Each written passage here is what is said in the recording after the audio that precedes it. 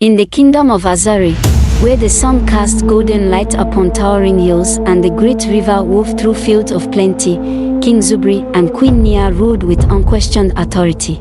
The land was prosperous, the people loyal, but within the walls of the palace, darkness lurked unseen. Prince Albert, the only son of the previous queen and heir, was the pride of the kingdom. He was strong, intelligent, and carried himself with the grace of a ruler.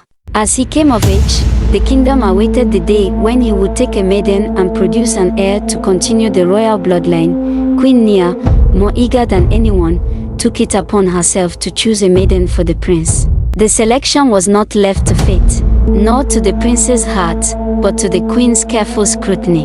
She sought a woman of noble lineage, obedient and easily controlled. Her eyes settled on Adoma, the daughter of a high-ranking noble. Adoma was a woman of gentle spirit and delicate beauty. She had been raised to be a queen one day, taught the ways of grace and silence. Yet, though she was kind, she was also timid. When the queen announced Adoma as the prince's maiden, the kingdom erupted in celebration. Drums echoed through the streets, and dancers twirled beneath the glow of festival lanterns.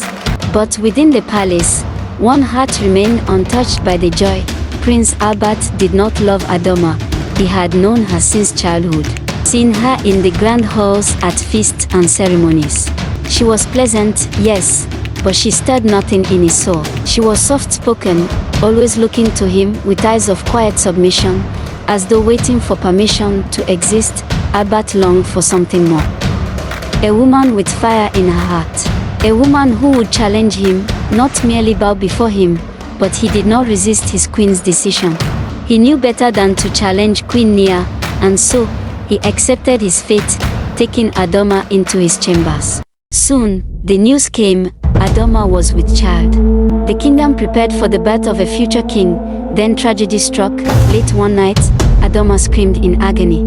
Servants rushed into her chambers, only to find her collapsed on the floor, her body drenched in sweat, her face twisted in pain.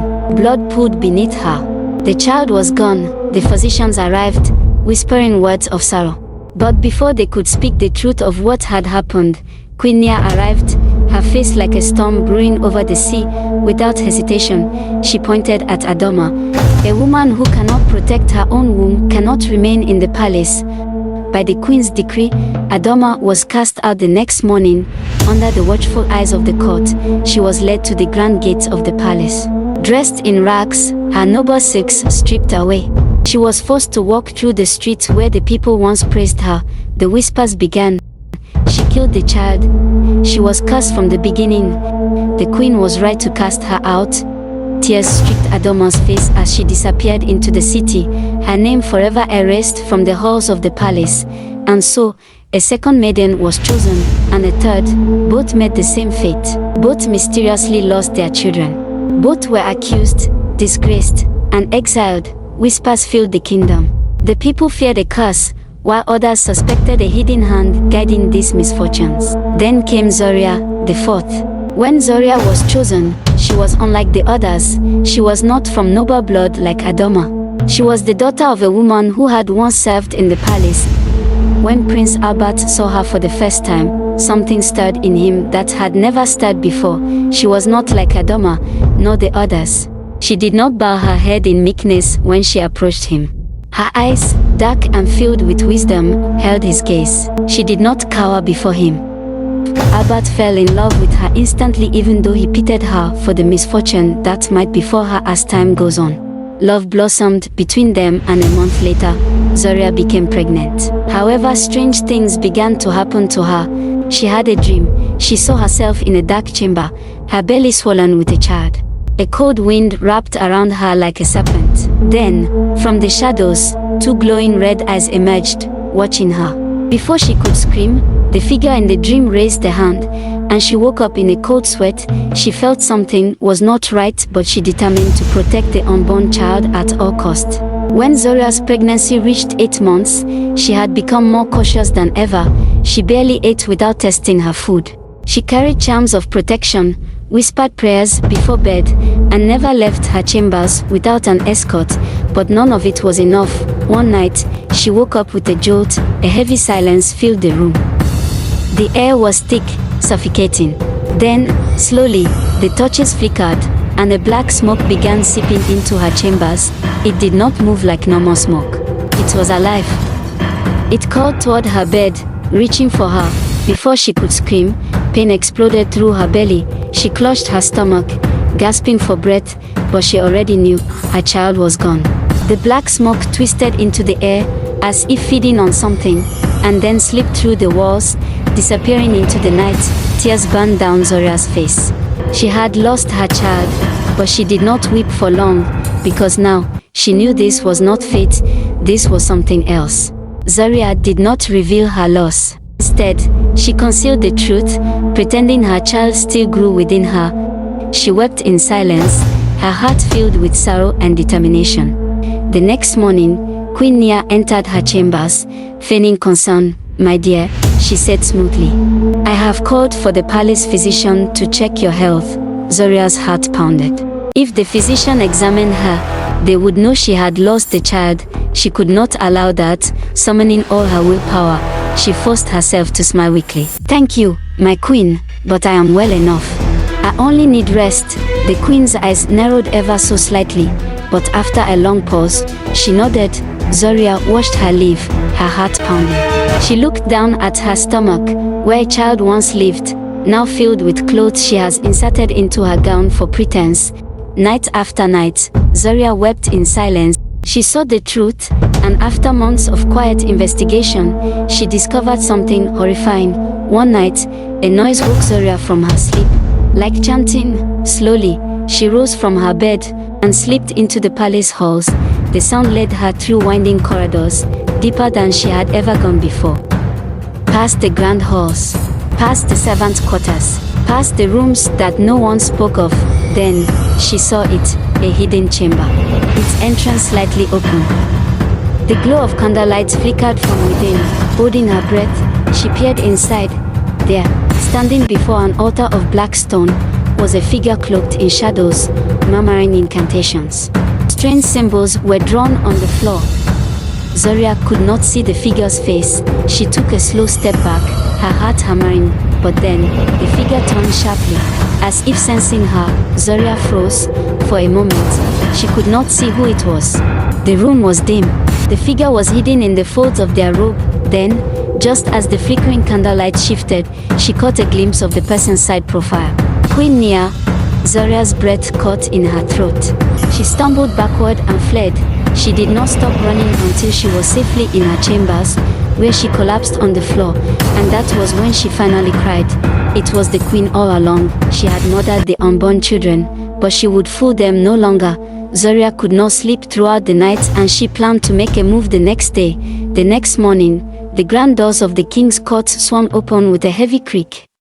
The hall was filled with the most powerful figures in the kingdom of Azori, ministers, generals, nobles, and the royal family.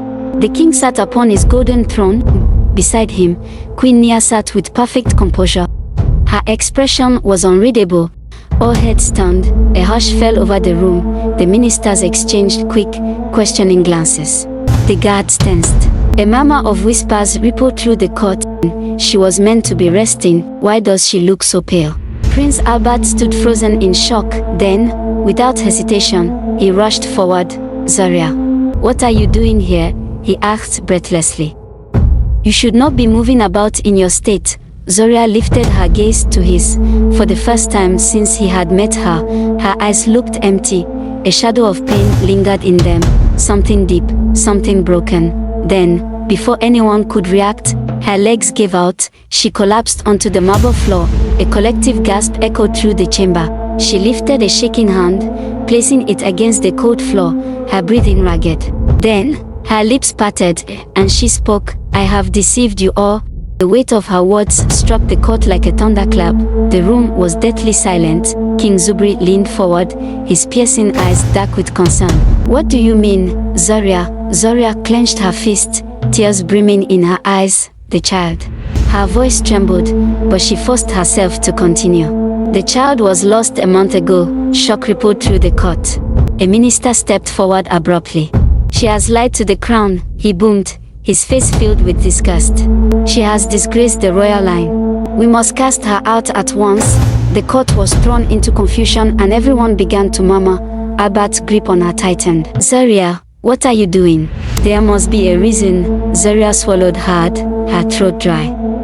She lifted her gaze, not to the king, not to the prince, but to the queen. For a long moment, she locked eyes with Queen Nia.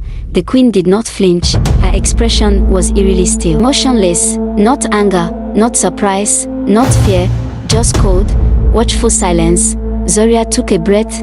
"There is more," she said, her voice stronger now. The murmur ceased. The entire court waited. And then, Zaria spoke the words that will shake the kingdom. "I might have deceived you for a month. However, there's another great deceiver who has been with you." The court erupts.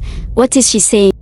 The queen has been taking the prince's unborn children. The court exploded into chaos. Shouts filled the chamber.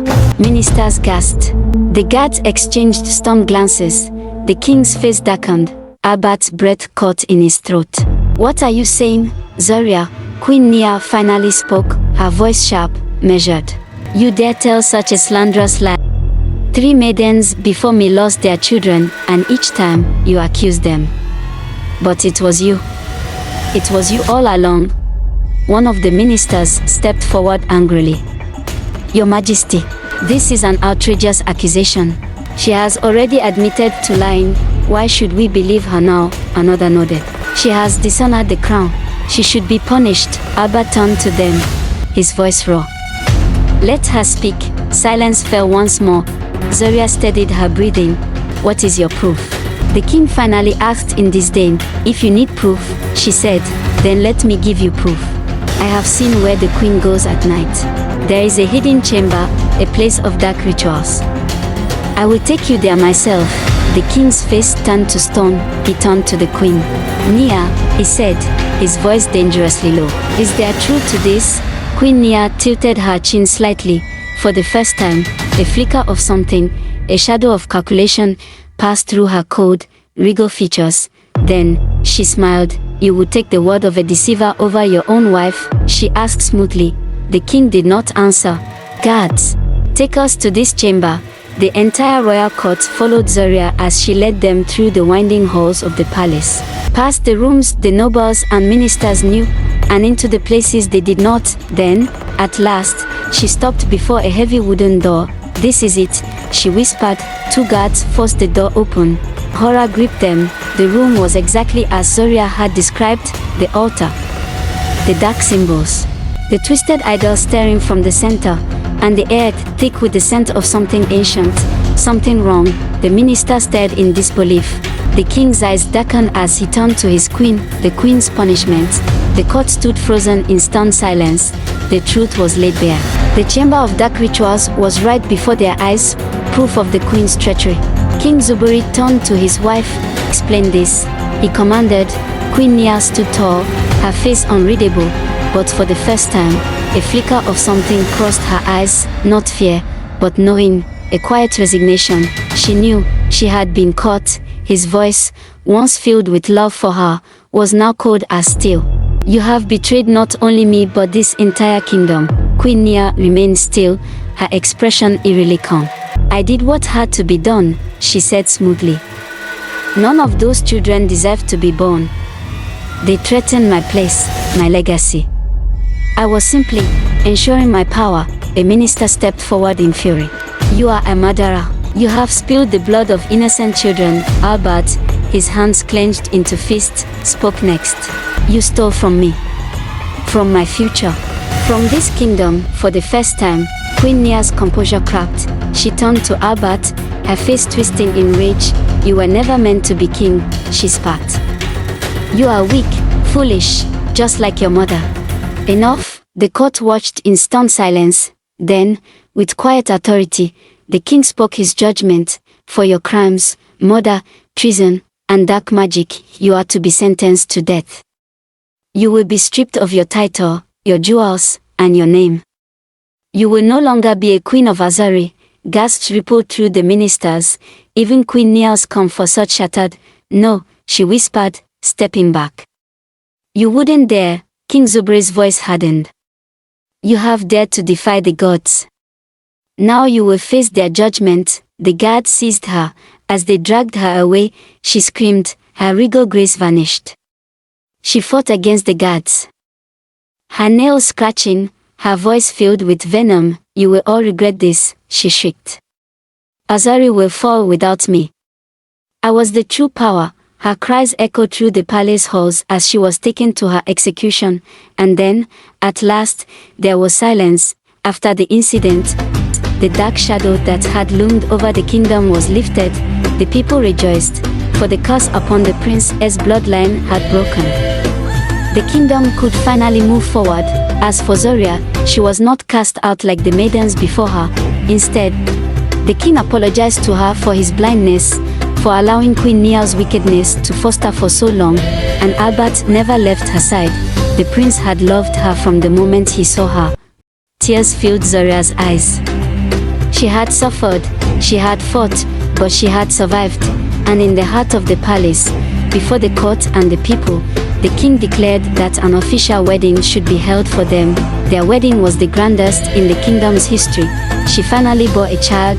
The kingdom rejoiced. The curse was broken and she gave birth to a bouncy baby boy. When the king died, Zoria and Albert ruled with love, wisdom, and strength, together, happily ever after.